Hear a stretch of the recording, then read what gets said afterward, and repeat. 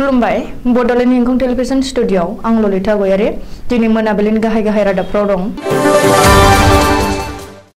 दानि आल्फा उदाङाव हाबहैनायफ्रा जेबो थांखि गैया।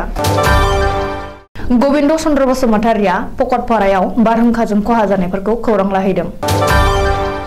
गिबि मन्त्रि कभिड-19 रान्दि अनसुंथाइ बिथांखिखौ बन्द खालामबाय।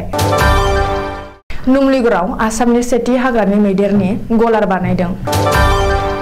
चेयारमेननि आलिया कंग्रेस नागारसिगोन।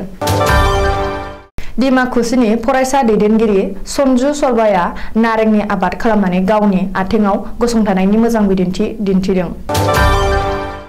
5 बोसोरनि हिनजावसाखौ 12 बोसोरनि हौवासाया जिनाहारि खालामदों। राजस्थानाव लोंग्रा दैनि जेंना।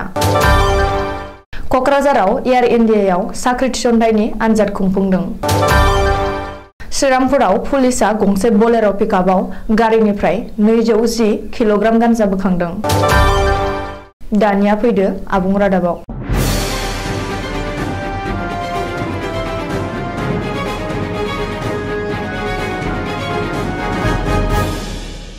दानि आल्फा उदाङाव हाबहैनाय सोद्रोमाफ्रा जेबो थांखि गैया।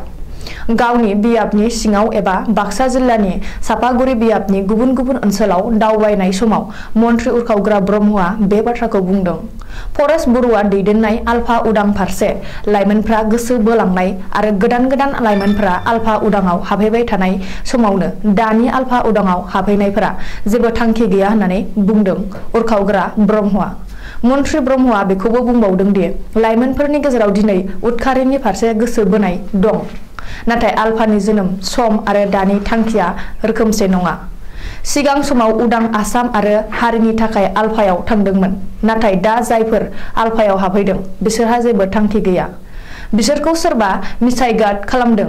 बबेखानि गोजोन सावरायनायनि फारसे सिगांबोनाय समाव आफादाव गोदान सोद्रोमाफोरखौ गोसो बोनो नाजानाय हाबाया मोजां साननाय नङा। जुदि फरेस्ट बरुवाया गोजोन सावरायनो गोसो अब्ला गोदान गोदान लाइमोनफोरखौ आफादाव सोनायखौ बन्द खालामनांगौ होननानै मन्त्रि उरखावग्रा ब्रह्मआ खावलायो। उदालगुरि जिल्लानि बेन्दोंआव थानाय पकटपारायाव गिख्रंथाव बारहुंखाजों खहा जानाय नखरफोरखौ खौरां लाहैदों बिटिसिनि लेङाइ गाहाय आरो उदालगुरिनि एमएलए गोविन्द चन्द्र बसुमतारिया।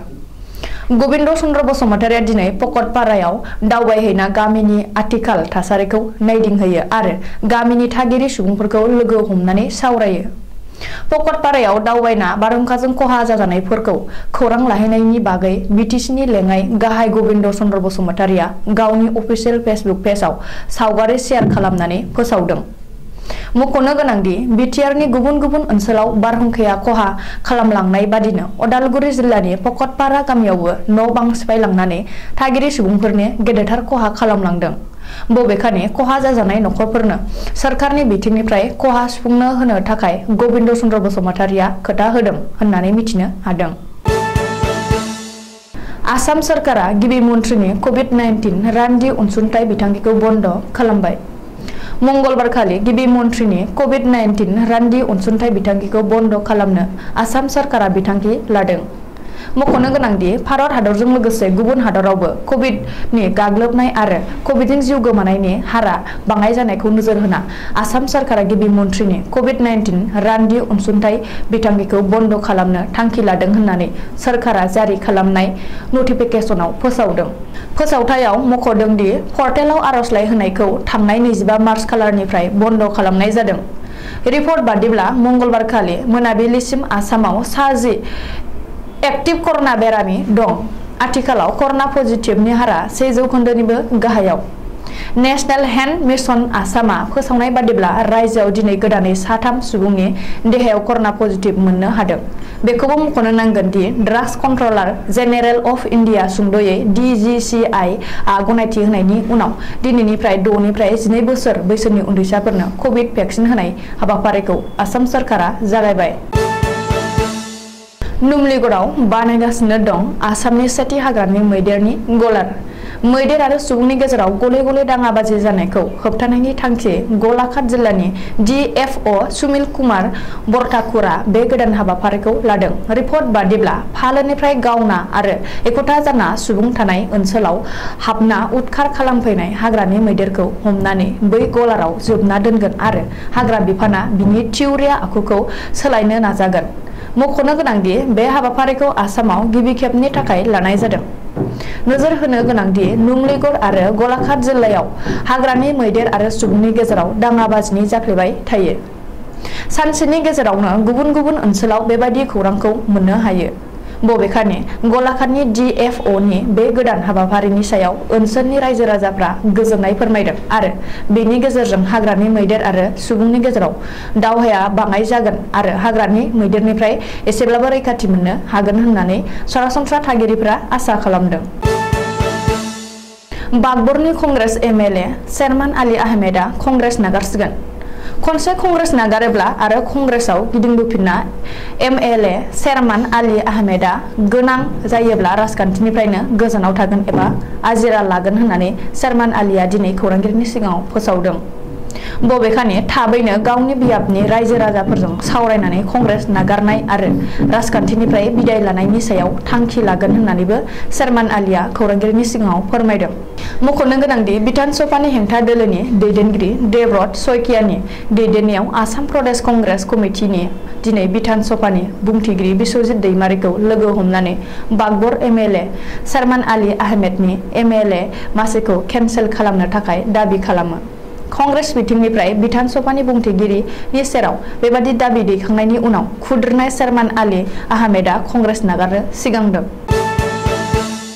भारत हादरनि आबादा जोंनि बाजारा जोंनि आदर्शखौ मान होनानै उदालगुरि जिल्लानि फेरगाव डिमाकुसियाव सन्जु सबर मुंनि सासे फरायसा दैदेनगिरिया नारें मैखि एबा नेबु आबाद खालामनानै गावनि आथिङाव गसंथानानै मोनसे मोजां बिदिन्थि दिन्थिदों।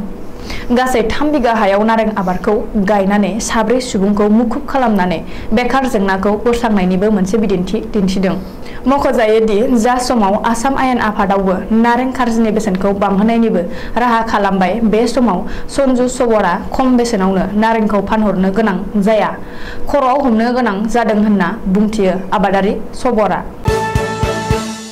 मोनसे सोमोनांथाव जाथाय झारखंडनि खुंटी जिल्लायाव सनिबारखालि बेलासिनि 3 रिंगासो समाव सासे 5 बोसोरनि उन्दै हिनजावसाखौ 12 बोसोर बैसोनि उन्दै हौवासाया जिनाहारि खालामदों।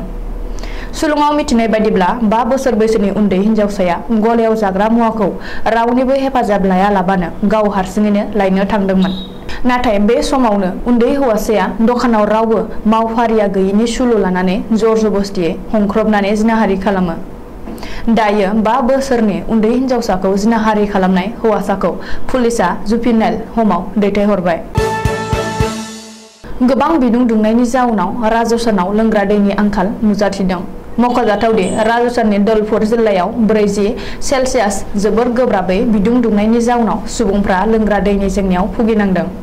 सुलुङाव फोरमायनाय बादिब्ला धौलपुर ओनसोलनि रायजो राजाफ्रा सिगांनिफ्रायनो बे ओनसोलनि रायजो राजाफ्रा लोंग्रा दैनि जेंनायाव भुगिबोनांदोंमोनब्लाबो नाथाय बे खेबाव जोबोर आंखाल नुजादों।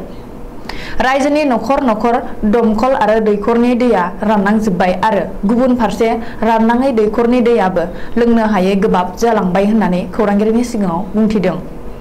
आथिखालाव बे ओनसोलनि रायजो राजाफ्रा लोंग्रा दैखौ थाग्रा न'निफ्राय 5-6 किल'मिटार गोजानसिमहालागै थांनानै नागिर लायनानै गाव गावनि आंखालखौ खुनुरुखुमैसो सुफुंनांदों होननानै फोरमायबावदों।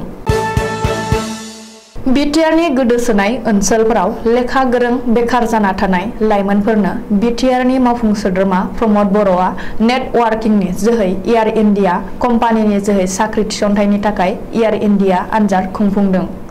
बुधबारखालि क'क्राझारनि सान्दामारि IT पार्कआव बिटिआरनि मावफुं सोद्रोमा प्रमद बर'नि दैदेननायाव उदालगुरि आरो बाक्सा जिल्लानि सिङाव थानाय लेखा गोरों बेकार जाना थानाय लाइमोनफोरखौ साख्रियाव थिसनथाय होनो थाखाय Air India Singapore airports terminal सार्भिसनि मोनसे हानजाया एयार इन्डिया आनजाद खुंफुंदों। बेनि अनगायैबो 28 एप्रिल खालि क'क्राझार आरो चिरां जिल्लानि सिङाव थानाय गोसो गुदुं लेखा गोरों बेकार जाना थानाय लाइमोन सेंग्रा सिख्लाफोरनि थाखाय एयार इन्डिया आनजाद खुंफुंगोन होनना मिथिनाय जादों आरो बे आनजादनि जोहै उथ्रिसार जानाय गासै सा 200सो फरायसा फरायसुलिफोरखौ साख्रियाव थिसनथाइ होनाय जागोन होनना सुलुङाव फोरमायदों। कक्राझार जिल्लानि श्रीरामपुराव गंसे थावानि मोखाङाव फसंनानै दोननाय TR 03J1768 बोलेरो पिकआप गारिनिफ्राय सिमलटापु थानानि पुलिसा 20 पेकेट गासै 210 किल'ग्राम लिरथायनि मणिपुर गान्जा हमनो हादों। पुलिसनि सुलुङाव फोरमायनाय बादिब्ला मंगलबार खालि मोनायाव सिमलटापु थानानि मोनसे पेट्रलिं हानजाया 37 नं हादरारि राजा लामायाव ड्रामफारनि बक्स मुंनि थावा मोखाङाव फसंनानै दोननाय त्रिपुरानि गारि नम्बरखौ नुनानै सिग्रोमनायाव गान्जाखौ बोखांनो हादों, नाथाय गारि ड्राइभारा खारखोमादों होननानै मिथिहोदों।